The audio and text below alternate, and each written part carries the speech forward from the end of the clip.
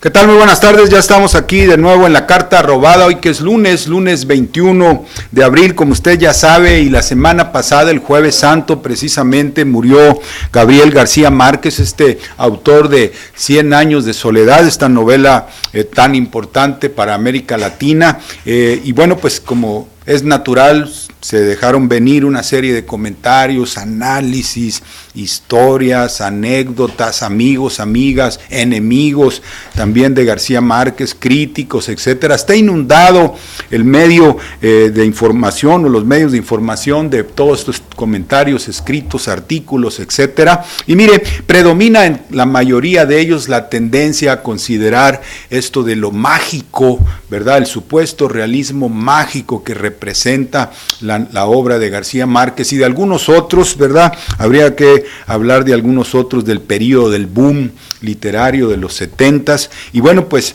resulta que ahora todo se vuelve así como mágico, como irracional, como que uno puede inventar la realidad así de puras puntadas, ¿verdad? Me ocurre poner algo bien mágico así, y luego escojo otro personaje así, por acá, y ya construyo.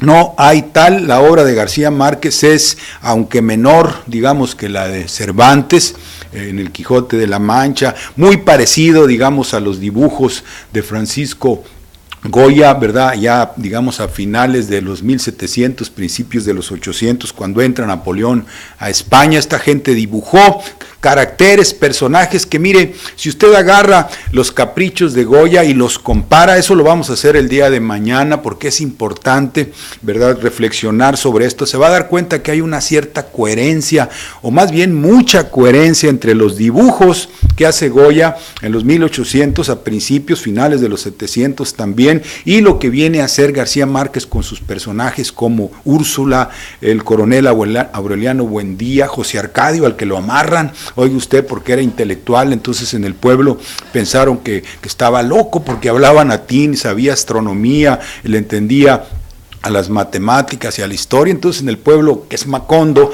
que es la representación, el epítome del atraso de nuestro continente, de la mayor parte, ¿verdad?, de nuestro continente, bueno, pues lo amarran, dicen, no, este tipo está loco, no se pone a hablar de eso, ¿a quién le importa todo eso que él anda diciendo, ¿verdad? Y ese es el castigo para la vida intelectual todavía, ¿verdad?, de nuestro continente, con algunas excepciones, por supuesto, pero le digo, hay una coherencia entre los personajes de García Márquez y los de Goya, que uno los puede ver casi a simple vista, lo cual quiere decir que se recurrió al mismo método de tratar de escudriñar el alma humana, fíjese usted, y darle una comprensión, es decir, que se le pueda entender, ¿verdad?, que con ciertos caracteres usted representa, o con ciertos personajes usted representa características que son universales en las emociones, en el alma, digamos, colectiva de nuestro continente. Y eso es lo valioso de la obra de Márquez, cuando él sea reconocido, ya que pasemos de esta etapa de irracionalidad en que vivimos, de esta pequeña edad oscura que estamos viviendo, en donde ahora lo que uno quiera hacer es y punto, ¿verdad? Nadie se pregunta, oye, ¿por qué? ¿Por qué eres así? ¿O por qué te da la gana ser así? Nadie escudriña, ya nadie cuestiona, se supone que todo se tiene que aceptar, por lo tanto es un periodo de oscuridad. Cuando salgamos de esta, se va a reconocer a García Márquez, se le va a estudiar, digamos, como material clínico, lo que él aporta es un material clínico para entender las patologías culturales, emocionales que nosotros tenemos que dejar atrás, de la misma forma que tenemos que dejar atrás el atraso tecnológico, la ignorancia, la pobreza, la marginación, el machismo, el sadismo femenino también, ¿verdad? Dejarlos atrás porque son características del colonialismo, de los ya 600 años, porque no son 500 nada más, no solamente los españoles, sino el siglo y pelos que nos echamos bajo el dominio del colonialismo inglés durante el porfiriato, así que, y el siglo anterior. Así que vamos a platicarle de todo eso, vamos a aprovechar estos días de relativa tranquilidad para meternos ahora sí que en Honduras, en asuntos complicados como es esto de la obra de García Márquez. Regresamos con eso después de este corte.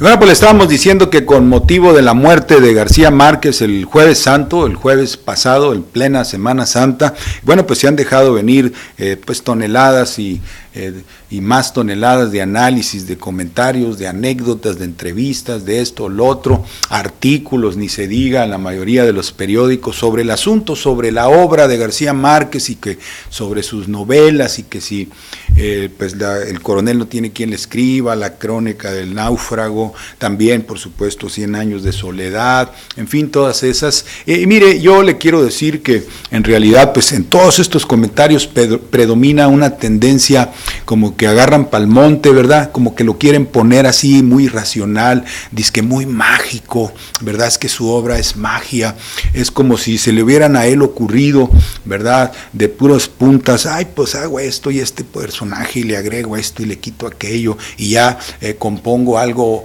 muy irracional, por lo tanto muy mágico y sin ninguna coherencia, sin ninguna forma de relación con la realidad, con la historia, con el estado mental de la gente, con el alma, ¿verdad? Vamos a decirle así porque es un concepto más adecuado, con el alma de las poblaciones en América Latina, que además pues tienen que ver con toda nuestra historia, que no ha sido muy buena, que digamos, ¿verdad? Ha sido de mucho sufrimiento, una historia muy cuesta arriba, la de nosotros en América Latina, no solo México, todo el continente. Aquí tenemos una foto reciente, ya unos días antes de morir, en la imagen 1, donde pues especulaba si tenía cáncer o no la tenía, que si era solamente una recaída normal, porque ya había regresado a su casa, ¿verdad? Y luego pues ya se anuncia su muerte. Usted seguramente asocia a García Márquez, aquí en la imagen 2, por su relación con la Revolución Cubana, con el apoyo y la relación muy estrecha con Fidel Castro desde hace mucho tiempo,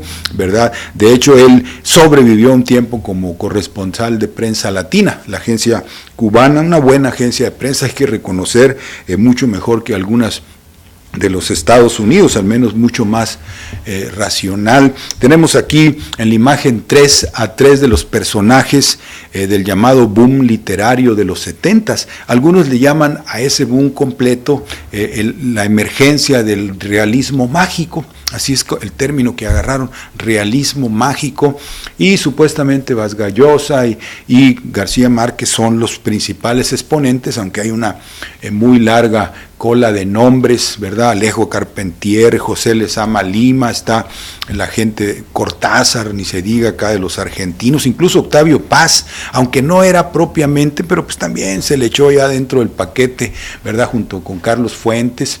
Y bueno, pues se supone que todos ellos de alguna manera tenían que ver con esto del realismo mágico por la forma en que presentaban las historias. Pues en forma de novela, pues no tiene por qué ser exactamente la realidad empírica, oiga usted, la realidad visible, los datos, la crónica es una cosa, la realidad poética es otra, ¿verdad? Pero es más importante la realidad poética y tiene un sentido, mejor dicho, de ciencia, ¿verdad? Cuando usted logra capturar eso en una sociedad o en algún personaje, pues usted está del otro lado, ¿verdad? Pues está entendiendo algo que el común de la gente no va a entender, pero no pertenece a la magia, ni a lo irracional, ni a lo místico, ni a las loqueras, pues, 68eras. Es que los 68eros pensaron que liberar al hombre de la razón era liberarlo, dejarlo en manos de los puros sentimientos, ¿verdad? Que siente lo que tú quieras y dilo, y ya, ¿verdad? Con eso, esa fue la ideología de los 60 en adelante, pero esta concepción no es la misma. Mire, aquí está García Márquez en la imagen 4, cuando le dan el premio Nobel en Estocolmo en 1982, junto con los otros, pues ahí estaba el premio Nobel de Química, el premio Nobel de Economía, el premio Nobel de la Paz, ya sabe usted que son varios los premios que otorga la Academia Sueca, que pues es en realidad la oligarquía europea, ¿verdad? Que es la que da los premios, decide a quién va a pues apoyar. Y mire, ahí hubo un discurso que tenemos aquí en la imagen 5, García Márquez echó un discurso ahí que lo estuvimos estudiando con detenimiento, y mire, ahí explica claramente cuál es el asunto de su obra, ¿verdad? No es que yo me pongo acá a inventar una realidad imaginaria y cosas de ese tipo. Él, mire, compara esto con un cronista que llegó con los primeros colonizadores que le dieron la vuelta al continente, y bueno, pues este hombre hizo una crónica y empezó a describir muchas cosas poco creíbles, ¿no? Como por ejemplo animales con los ojos en la espalda, cosas por el estilo, y García Márquez dice que esto es en realidad, esa obra, ese recuento de ese personaje como su obra, es en realidad una crónica rigurosa que parece, fíjese usted, una aventura de la imaginación, pero es la crónica rigurosa de lo que ocurre. Eso es 100 años de soledad, ¿verdad? Ahí se ve, dice, la violencia, el dolor de nuestra desmesurada historia, dice así, los personajes son criaturas, ¿verdad? De esta realidad desaforada que nosotros vivimos, ¿verdad? Y dice, bueno, pues la soledad de América Latina consiste en que nosotros somos o nos quedamos fuera de la civilización occidental, llegamos tarde, no tenemos los adelantos, las ventajas, las conquistas de la civilización occidental, estamos como que atrás, y ustedes, dice, los europeos racionales, ¿verdad?, la gente que entiende mejor las cosas, se han quedado sin un método para comprendernos a nosotros, ¿verdad? Ese es el tamaño de nuestra soledad, básicamente haciendo un planteamiento político muy abarcativo, como dicen los argentinos, porque pues está diciendo, en eso consiste la soledad, ¿verdad? En que nosotros somos un alfil sin albedrío, dice, un alfil sin albedrío frente a las potencias, es decir, en la mesa donde las potencias juegan, digamos, al ajedrez y se reparten el mundo, nosotros somos un alfil nada más, que no tiene albedrío, que no tiene voluntad propia. Ese es el tamaño de nuestra soledad. Así lo dijo, no estoy inventando, quiere decir que va totalmente en coherencia con lo que nosotros pensamos, ¿verdad?, que es la obra de de García Márquez. Octavio Paz no va a pasar a la historia de la misma manera. Octavio Paz es un personaje que va a ir descendiendo en la historia de menor importancia que lo de García Márquez viene siendo en este periodo, ¿verdad? Así que ese mensaje del premio Nobel lo puede ver en el periódico Excelsior, ahí lo tienen de planta, o lo puede usted buscar en el internet y lo puede estudiar y nos va a dar la razón. Aquí está la imagen número 7, el boom literario completo de los 70s, dentro del cual emerge García Márquez. Ahí está Cortázar, ahí está pues Vargas Llosa joven, y esto, mire, es importante considerarlo porque hubo un pleito a golpes entre García Márquez y Vargas Llosa en una ocasión, un pleito en el que estaba presente, según entendemos, Elena Poniatowska. Le dan un golpe a García Márquez y todo el mundo se queda intrigado y se pregunta ¿por qué el pleito? ¿De qué manera dos grandes de la literatura, gente que se supone es muy sabia, cómo es que se pudieron agarrar a trompones, como diría, ¿verdad?, a guamazos? Y bueno, pues ahí es donde está uno de los misterios, porque mire, este boom literario, como fue creado por la propia oligarquía europea, fue impulsado, haga de cuenta como cuando lanzan estrellas de rock, ¿verdad?, que el rock británico, y que lanzan a 10 grupos y los hacen famosísimos y multimillonarios, etcétera, con ese mismo aparato, nomás que en la literatura lanzaron el boom literario, pero porque ahí colaron a 2, 3 pensadores, digamos, de la derecha extrema, como es Vargas Llosa. Entonces, de repente, en el boom literario, donde todos eran muy cuates, todos eran sabios, todos investigaban, producían, escribían, hacían artículos, novelas, intentos en la transformación de la novela, como Cortázar, que hacía novelas que empezaban de atrás y luego a la mitad se regresaban, hacía ese tipo de malabarismos literarios, difíciles, por supuesto, que tienen su, ¿cómo le diré?, su mérito, ¿verdad? Sin embargo, también se colaron ideólogos fascistas. Ahí tiene a Jorge Luis Borges, a Pepe Luis, como le decía Fox, o algo así le decía.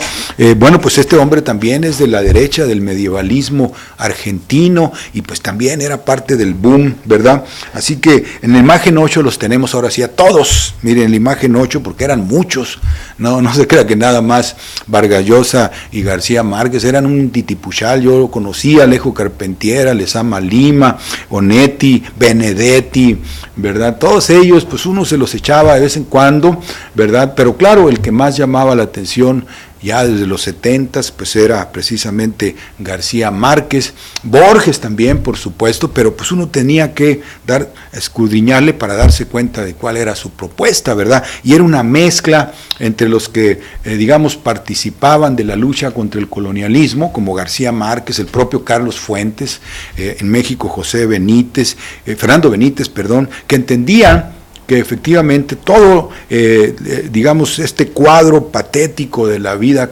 emocional, cultural del mexicano, o del colombiano, o del argentino, todos estos caciques valientes, todas estas mujeres bellas, sádicas, todos estos machos, todas las putas de los, ¿verdad? Porque así lo ponen, de los tugurios que dominan al pueblo, en fin, todo esto es expresión, resultado de tantos años de sufrimiento, de humillación como pueblos oprimidos que no alcanzamos el estatus o el avance de la civilización occidental. Eso es una corriente, pero la otra, la de Vargas Llosa, la de Borges y otros también por el estilo, dentro del mismo boom, era glorificar eso, fíjese usted, y decir que lo que teníamos que lograr era el mundo del liberalismo, de la libertad total, ¿verdad? Y entonces ahí cuando García Márquez se da cuenta que Vargas Llosa es eso, y el otro se da cuenta quién es él, pues que se genera una situación de conflicto profundo, emocional, porque es un conflicto por ideas. ¿Cómo es que se nos coló? Han de haber pensado los Carpentier, todos los cubanos, pues imagínese usted cómo se nos coló la derecha al movimiento literario. Ese fue el origen del conflicto en aquel momento. Vamos a regresar después de este corte.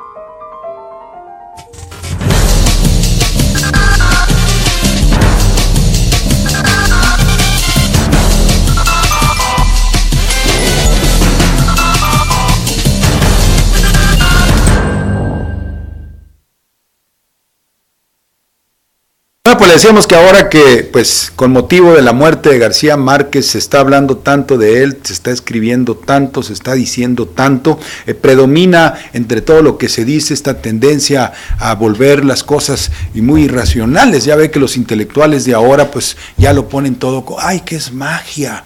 ¡Oye, qué mágico! ¿Verdad? Y se empiezan a disparar, ¿verdad? Y bueno, pues, de esa gente, pues, era cuate García Márquez, pero yo le decía que si lo ponemos en la, digamos, tradición de Francisco Goya, que digamos, es reciente, en los 1800 principios, y luego con Miguel de Cervantes, incluso le puede poner a Shakespeare, le puede poner a otros personajes, o Rabelais, ¿verdad?, francés, pero digamos, para dejarlos en español nada más, usted se da cuenta de que hay coherencia entre los personajes de uno y de otro, ¿verdad? Hay varios personajes en el Quijote de la Mancha que se parecen a las imágenes de Goya y que se parecen a algunos de los personajes de 100 años de soledad. El principio, por ejemplo, del macho loco que se muere por una mujer y todo, está en Cervantes, está en Goya, y bien clarito. Hay uno que se llama El Títere, donde 4 mujeres tienen a un fulano, de eso le vamos a hablar mañana, y se parece también a los machos que vienen, que los domina la mujer, en el caso de 100 años de soledad. Aquí en la imagen 10 tenemos este libro, esta es la versión que yo conocí, seguramente usted conoce otras, pero bueno, esta fue la que yo conocía por allá, a mediados de los 70, finales de los 70, y bueno, pues uno no se cansaba de leer y de releer, porque uno podía entender, ¿verdad?, que se tenía, o que tenía relación con la vida emocional de la gente, ¿verdad? Aunque no se viera, digamos, explícitamente, uno sabía que esa realidad existía, ¿verdad? Así que eso es lo que es en realidad importante. Estamos ahorita ya pasaron 50 años de esto del boom, cuando se lanza a todos esos autores que les mencioné, y se está comentando mucho aquí en la imagen 11, esto fue en el 2012, porque formalmente este boom tendría que haber empezado en 1972, ¿verdad? En 1972 García Márquez escribió 100 años de soledad en 1967, y bueno, pues ahí vienen los personajes. A todos nos tocaron situaciones así del cacique que domina, que lo tumban y que entra otro gobernante, y la opresión y esto y lo otro, y el mundo pues paranoico que vivía la gente, que se expresa claramente en esto de Macondo. Aquí está la imagen 12, este pueblo que crea García Márquez, ¿verdad?, que es, como le diré, la concentración de todo lo que vienen siendo los pueblos de la cultura casi rural que tenemos todavía en el continente, aunque ya se hayan construido grandes ciudades, la cultura se la trajeron. Fíjese usted, para estas grandes ciudades, y la gente pues sigue pensando de la misma forma, ocurren los mismos, pues como le diré, eventos, vamos a decir así, patológicos que uno registraría en un pequeño poblado rural, ¿verdad? Así que el coronel Aureliano Buendía, que tenemos aquí en la imagen 13, fíjese que en el discurso de García Márquez allá en Estocolmo, él enumera a los dictadores, a todos estos dictadores que llegaron al poder después de haber estado en la guerra, ¿verdad? Y se hacen todopoderosos. América Latina tiene desde Trujillo, nada más piense Trujillo, Pérez, el de Venezuela, no me recuerdo ahorita el nombre, otro por el estilo ahí, o varios, Pinilla en Colombia, está el caso de Santana, que es el que menciona García Márquez en tu discurso. Dice Santana, pues era un personaje loquísimo, que además mandó hacer un funeral de lujo para su pierna, ¿verdad?, que le cortaron la pierna y la enterró, y dijo, hagan una ceremonia como si me hubieran enterrado a mí. Y hay otro personaje, parece que en Uruguay, que también se manda a él enterrar sentado en su, así como los narcos que querían que los enterraran en su camioneta, con tu camioneta, ¿verdad? Bueno, pues ese tipo de locuras son coherentes porque operan como un estado mental que tiene orden, que está en función del atraso cultural, del atraso económico, ¿verdad?, y del mundo de cosas que se lleva la cabeza cuando la razón no predomina. Aquí está en la imagen 14 Pilar Ternera, usted pues a lo mejor no la conoce, pero era la puta del pueblo, ¿verdad? Pilar Ternera había traído a todos los jefes, los alcaldes, los políticos, y ella era la que dominaba, ¿verdad? ¿Por qué? Pues sabía lo que ellos necesitaban, y la mujer pues no se los daba. La mujer era recatada, era buena, era pura, entonces los machos pues tenían que ir siempre al burdel, ¿verdad? Con la mujer una cosa, en el burdel otra cosa, ¿verdad? Como en aquella película de Robert De Niro, no sé si la habrá visto, una que se llama Analízame, también pasa eso. eso porque el gángster reconoce que él no tiene en realidad intimidad sexual plena con su mujer y que por eso él tiene otras muchachas, porque con su mujer pues no, ¿verdad? Todo es muy recatado. Entonces dice, pues es que con la boca que ves a mis hijos, pues cómo voy a hacer lo que tú dices, en fin. El caso es que esa es la cultura, pues, y eso es Pilar Ternera. Y Remedios la Bella es esta imagen que tenemos aquí en el número 15, la han pintado de muchas formas, fíjese usted, pero es esencialmente la mujer bella que fascina a los machos, al mundo entero, nadie la comprende, ella vive como en una especie de burbuja, precisamente por esa incapacidad de ella también para amarlos, ¿verdad? O ellos para amarla a ella, porque ellos la ven pero como una fantasía, y esta relación que se da pues, siempre en torno a la mujer hermosa y muchos que andan por ahí, ¿verdad? Y bueno, pues es universal también, no es un asunto nada más de un caso que se le ocurrió y que la magia, no, es un estudio, por eso le digo yo, riguroso. García Márquez va a pasar a ser un científico del conocimiento, de la mente, del alma humana, como intentó Freud, ¿verdad? Nomás que pues también le falló en algunas cosas, pero chambeó duro y anduvo examinando a mucha gente para poder construir una idea coherente de cómo funciona la mente, tanto la parte visible como la que está dentro, que de repente sale y ahí está guardadita, ¿verdad? Así que de eso se trata en realidad, fíjese usted, esto de 100 años de soledad. Así que le vamos a platicar de otros aspectos también, pero que esencialmente vienen o tienen que ver con lo mismo. Como dice García Márquez en ese discurso en Estocolmo, es una crónica rigurosa de nuestra realidad, solo que parece una aventura de la imaginación, pero no, es una crónica. Regresamos con eso después de este corto.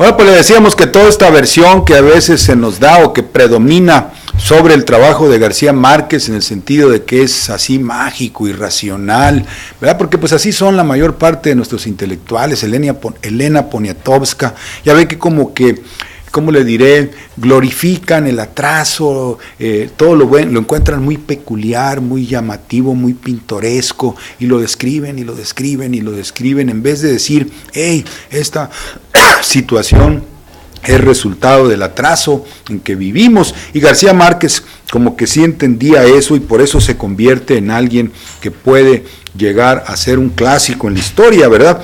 Aquí tenemos la compañía bananera, la United Brand, que tenemos aquí en la imagen 16, esta compañía que dominó no solo Centroamérica, sino también parte de Colombia, por su negocio del banano, como le dicen allá, ¿verdad? Y era pues la exportación de banano hacia los Estados Unidos y hasta Europa. Después primero fue United Fruit, después United Brand, y ahorita son los que dominan Honduras, por ejemplo, ¿verdad? Y bueno, esa compañía bananera, que era la explotación colonial, mucho después de que se hayan ido los españoles, porque como dijo García Márquez en ese discurso de Estocolmo, haber derrotado o habernos liberado del colonialismo español no nos liberó de la demencia, dijo, fíjese usted, no nos liberó de esa cultura demente que es la que domina, ¿verdad? Y bueno, pues las bananeras fueron parte del colonialismo post-español, vamos a decir así, ¿verdad? Y mire una característica de esa brutalidad intelectual que tenemos aquí en la imagen 18, el caso de José Arcadio, este personaje que en Macondo es amarrado en un árbol. ¿Por qué? Porque sus padres dijeron, los Buendía, dijeron, oye, este está loco, ¿qué le pasa? Y es que este hombre pues, era estudioso, traía la cultura occidental, digamos, ahí a Macondo, ¿verdad? Entendía y hablaba latín, según se dio cuenta el sacerdote que un día fue a exorcizarlo porque creían que tenía el demonio adentro, ¿verdad? Y fue a exorcizarlo y se dio cuenta de que estaba hablando en latín, pero la gente del pueblo pensaba que estaba hablando lenguas, ¿verdad? Que lo poseía el demonio y empezaba a hablar barbaridades, nada más porque recitaba en latín, sabía también otros idiomas, le entendía a la ciencia, etcétera. Entonces el pueblo decretó que estaba loco, que es, mire, típico del rechazo. Por ejemplo, aquí en Monterrey, pues el intelectual es visto como un perdedor, no sirve para nada, no hace dinero, no tiene esto, no tiene el otro, no va a la isla del Padre, entonces el intelectual no sirve para nada. Haga de cuenta que es una especie de paria social, ¿verdad? Así tratan las sociedades por lo general a la vida, ni se diga al científico, el hombre que se sacrifica para lograr algún avance en la tecnología, en la ciencia, pues no, también me lo friegan, ¿verdad? Entonces, pues eso es la cultura que domina en el continente. Así que Macondo, que tenemos aquí en la imagen 19, está en cualquier parte, fíjese usted, está en cualquier parte, especialmente en el área rural de nuestro continente. Y ahora, pues como estamos involucionando, estamos volviendo otra vez a ser colonia con todas esas compañías extranjeras que vienen, se apoderan de todo, dominan, son los que manejan todo, el empleo, la lana, todo. Bueno, pues haga de cuenta que estamos regresando a los tiempos de Macondo. Y todos estos personajes, por eso yo le decía la coherencia entre lo que pintó Goya y lo que expresó García Márquez en su novela, es muy grande esta coherencia. Es más, mire, aunque uno dijera, bueno, vamos a ver, no vamos a tomar en consideración a García Márquez ni porque le ganó el premio Nobel, finalmente eso pues tampoco es lo que le da la autoridad, ¿verdad? Unos se han ganado el premio Nobel siendo una barbaridad, una verdadera cochinada, pero tampoco nos vamos a apoyar en eso, nos vamos a apoyar simplemente en lo que escribió y hacemos una comparación, que es lo que queremos hacer el día de mañana, entre los personajes de García Márquez y los de Goya. Mire, Goya, aquí en la imagen 20, él tiene este cuadro que es muy famoso, que se llama así, El sueño de la razón produce monstruos. Lo hizo en 1797, entre 1797 y 1798, se estaba acabando el siglo XVIII precisamente, iba a empezar el siglo XIX, Europa, pues imagínese usted, estaba bajo el dominio de quién le gusta a usted, pues de los ingleses, y que allá tenían el proyecto de Napoleón, ¿verdad? Lanzar a este tirano, esta máquina de guerra para saquear. Bueno, pues en esas condiciones terribles había y predominaba pues la tauromaquia, o sea, la actividad de los toros, ¿verdad? El lidiar toros, la brujería, el temor, la mujer ultra sádica, ¿verdad? Que andaba siempre como al margen, ¿verdad?, de las pasiones, que era como asexual, una cosa así, todo eso era. Pero entonces Goya decía que el problema era que en ese periodo la razón estaba dormida, ¿verdad?, que la mayor parte de la gente era irracional, y que cuando uno es irracional, es decir, cuando la razón duerme, entonces se engendran monstruos, empiezan a salir loqueras de la cabeza, ¿verdad? Que ese es el primer síntoma cuando una sociedad está siendo sometida, ¿verdad? Porque lo primero que hace el tirano es quitarte la cultura. ¿Qué hace? Te dice, tú no vas a saber nada, tú vas a ser ignorante si puedo, ni siquiera te dejo que aprendas a leer y a escribir, no te permito que te informes, te mantengo bocabajeado, ¿verdad? Como se dice acá, y entonces empieza a generar la mente estos monstruos, ¿verdad? Y toda la obra de García Márquez es esos monstruos, ¿verdad? Que la razón engendra, que el sueño de la razón engendra. Cabe, oiga usted, que ni mandado a hacer. Por eso le decimos, si los pone uno juntos, los compara, ahora sí que como quien dice, literatura comparada, ¿verdad? O pintura y literatura comparados, uno puede encontrar esa coherencia. Mañana vamos a hablar más de eso. Mire, aquí está un cuadro de Goya también sobre la ignorancia, el número 21, cómo mantenían a la gente, ¿verdad? Como burros, el burro pues siempre ha sido el sinónimo o la representación del que no sabe nada, de que está medio güey, como decimos acá, ¿verdad? Mire aquí la imagen 22, otro que tiene cierto, ¿cómo le diría?, equivalencia, ¿verdad?, con los que describe o los personajes que tiene García Márquez. Lo vamos a presentar mañana con más detalle. También esta última, la imagen 23, que dice bien tirada, o sea que está bien arreglada la media, pues entonces de la muchacha, y la está aconsejando una viejita, que estos personajes, las viejitas que aconsejan a las mujeres, manejan a las mujeres, como a su vez las mujeres manejan a los hombres, ¿verdad? Son personajes claves. En la obra de Goya siempre aparecen estas viejitas detrás de las muchachas, como quien dice, siendo las controladoras, ¿verdad?, las que las despliegan. Así que esto es muy semejante a Úrsula, ¿verdad?, este personaje central de la novela de García Márquez, que es la matriarca que manda a todos. Al coronel me lo nalguea, el coronel que viene de pelear 32 batallas y que anduvo por aquí y por allá y que tiene 17 mujeres y 17 hijos y es acá un valentón, peor que Vicente Fernández, una cosa así, ¿verdad? Y mírelo, a la hora de que su mamá le dice, si me sientas aquí te voy a dar unas nalgadas, ¿verdad? Y el hombre obedece.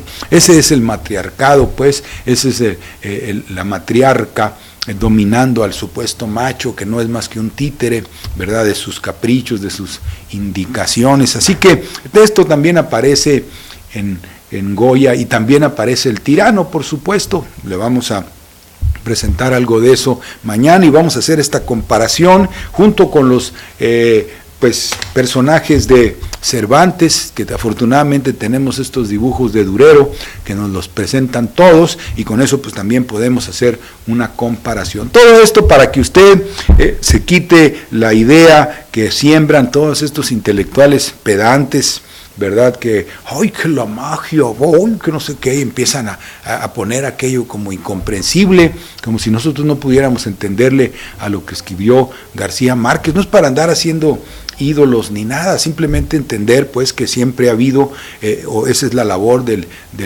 dramaturgo, del escritor, del literato, escudriñar en la mente de la gente, de una población en un cierto periodo, de toda una generación, digamos así, para poder presentar principios coherentes de cómo opera esa cultura, cómo opera esa alma colectiva, cómo tiene que cambiarse, qué tiene que superar, sobre todo, qué tiene que superar, ¿verdad? Que ese fue el trabajo que se la pasó haciendo Shakespeare, pues, presentaban los dramas ahí, usted ve el cuadro, ve a los tiranos, ve a la gente sometida, ve la forma en que someten a la gente, el método que usa la oligarquía, etcétera, y todo, ¿para qué? Pues para que la gente diga, órale, eso es lo que yo no debo hacer, ¿verdad? En ese sentido es que debemos de ver este trabajo de García Márquez. No vale la pena, si usted no tiene tiempo, leer lo demás, pero 100 años de soledad sí, porque como le digo, cuando venga la edad de la razón, dentro de a lo mejor algunos siglos, ¿verdad?, porque ahorita la cosa está muy fea, entonces se va a valorar a García Márquez así, ¿verdad?, por ese trabajo clínico que hizo, y probablemente se le considere un científico de la parte de la ciencia de la mente, una aportación a la ciencia de la mente. Vamos a terminar, lo esperamos mañana, como le digo, vamos a hacer este esfuerzo por hacer una coherencia entre el trabajo de García Márquez, lo de Goya y el de Cervantes. Vamos a terminar, lo esperamos mañana aquí a las 12 de mediodía, ya sabe, aquí en elregio.com. Hasta mañana.